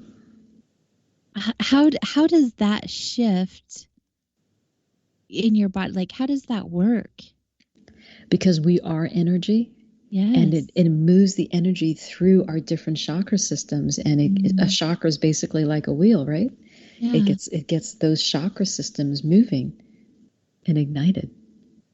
There's one that we call, that she calls Mula Bandha, and it's difficult to explain to people. But Mula Bandha is it's like a Kegel exercise almost. So like if you were going to the bathroom and you had to stop in the middle of the stream. I know it sounds a little No, unusual. it's just like when you do energy work. Yeah. Yeah, exactly. So when you do this, it actually brings you back. It centers and grounds you back into your body. So sometimes when events happen, sometimes I could literally feel my energy starting to disperse. And when you do that, you know, the Mula Bandha, the Kegel exercise, when you do that, you'll actually feel your energy coming back home to yourself. Yeah. So very powerful. So would that be similar when you're doing Reiki per se? You do that practice and then also the roof on your tongue on the roof of your mouth, and the energy goes from your mouth down to your root chakra and back up. I'm not familiar with Reiki. Okay. I know the energy codes and that type of healing, but you know, there's so many wonderful techniques out there. Yeah. When you learn Reiki, that's what they have you do as part of the training, because the energy stays up and it goes up and down from your mouth to your root chakra and into your hands. Like from that portion of your body, the energy comes out of your hands when you have the open palms. And your hands get really hot, at least for me. But energy codes is something I've always been interested in. Yeah. I went and found the book. I'm definitely going to order that one in addition to all of the other ones you've brought up. And it's amazing, but our hands and our feet, a lot of electric current and energy goes through our hands and our feet. So when you said your hands were sweating, I understand why. Yeah. I mean, energy is incredible, especially when we learn to work with it. Mm-hmm. And, you know, I do want to share with you also. So, you know, my book recently launched, and I talked, you know, and I mentioned to you that I have all these wonderful mentors. I am so blessed and I'm so grateful. As part of the launch, they're actually contributing 5 free bonuses. So, Really? So Janet Atwood, I mentioned about the passion test, she's actually donating or contributing 21 free meditations on love, as well as her ebook on love. Dr. Sue Morter, who wrote the energy codes that we were just talking about, she has a meditation on how to get back into our body. And Marcy Shimoff, who wrote the foreword to my book, she's giving away her free happiness ebook. And Deborah Poneman is the founder of Yes to Success. She's giving away her free ebook on success. So, you know, if people do buy the book, please take advantage of these free bonuses, because the reason we're doing it is because I really wanted people to go through a similar experience and have their own awakening. Yeah, I mean, awesome on the bonuses. I saw that on your website and I was like, what? This is so cool. It really is, because, I mean, who doesn't love freebies? But this is magic right here Oh, at your fingertips. you are someone after my own heart. I love free things. So on my website, you don't have to buy anything. This is my gift to your listeners. On my website, there's a tab called Free Ebook, and it's my free ebook called Awaken the Creator Within, and it's totally free for your listeners. Aw, thank you. I know a lot of people will love that. But I mean, this is like truly a gift. Like, I just love that you have these opportunities, because not everyone has the finances to be able to, um, purchase a book right now or whatever that looks like. But to have that information, experience, and knowledge right there as a gift from you, that is just so generous. Thank you. You're welcome, and I think all of your podcasts are a gift to your listeners, so you're doing an amazing job. Thank you. It's so much fun, isn't it? It's fun hanging out with all of these amazing people, and you were right there at the top of that list. We've already Thank you. had requests to have her back in a year or so. See what you're up to next. Everyone was pretty active in the chat room. Now they're a little bit quiet. I think they're just all so relaxed and listening to all the great words of wisdom and experiences that you've had to share with us. Well, it's been so much fun. Yeah, we still have a few more minutes, so we have like 5 minutes or so. So I want to make sure everyone knows the website that they can go to. Sure. So it's Judi, and I spell my name with an I, so it's actually Judi Miller, MILLER.net. So JudiMiller.net. And so all the freebies are there, as well as all of my social media handles, and my monthly blog is there as well. Oh, blogs. We love the blogs. For those of you who are hanging out in the chat room, I have put all of those links there for you, in addition to other links like for the energy codes and the ones we talked about, Happy for No Reason and all of those. But that's also on your website, the Happy for No Reason. Make sure you guys do visit her website. There's a lot of really cool stuff over there. JudiMiller.net, JUDI. It's so good. Do you want to leave us with any last final words of inspiration in the last few minutes of the show? Let's see. What if life was one huge interconnected puzzle with no wrong pieces, each piece perfect and part of the whole? When we start seeing life and experiencing life this way, we can start letting go of those stories of feeling different, incomplete, and unworthy. So, AJ, we are all magnificent beings of light, and it's been such a pleasure speaking with you and your listeners. I love that you shared that. Thank you so much. It's touched a lot of hearts, your message tonight. Oh, thank you. That's very kind. Well, I'm getting messages here on the side, and I mean, even my producers are like, "Yes, bring her back, bring her back." So, you're such a gift, and I said that earlier.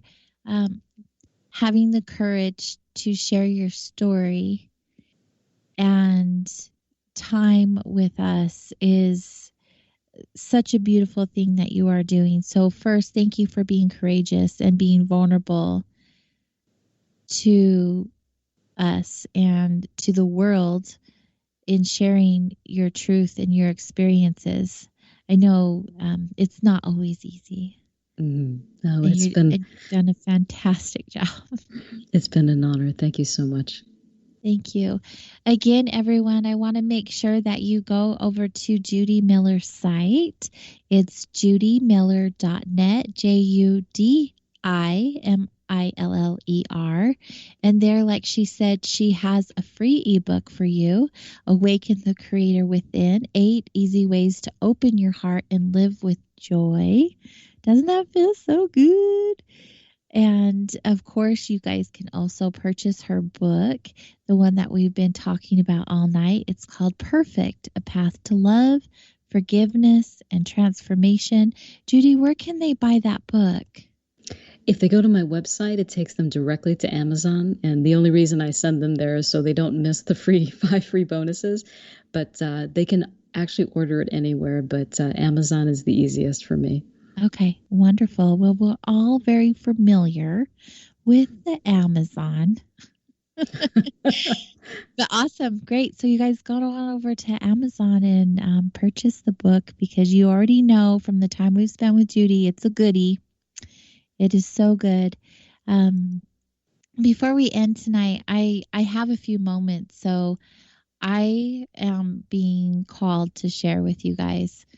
And it's not something I always do at the end of the show, but today, I said earlier, it's a heavy day. And I know a lot of us are feeling hopeless or angry or sad. Maybe some of us are really happy and hopeful.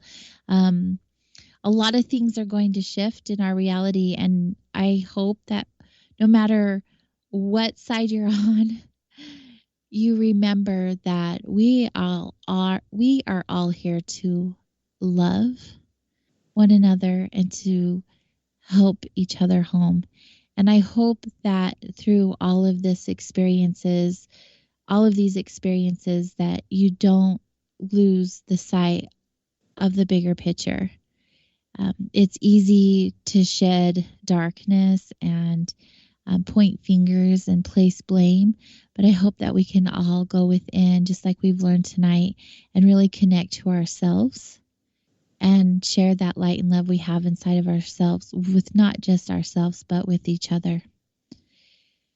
All right, guys. Well, Soul Wanderings can be found on all of your favorite social media platforms. And, I'm not really big on the socials, but I would really like it if you were there, because every week I do share who's going to be up and coming on our show. So you can link to all of those by going to soulwanderings.com. And of course, make sure you are following KGRA Radio on all of the platforms like iHeartRadio, Spreaker, Spotify, iTunes, like all of them, and all of the socials as well. Like and subscribe, share with your friends and family, and let's keep having these amazing conversations that bring awareness and connection into our experiences.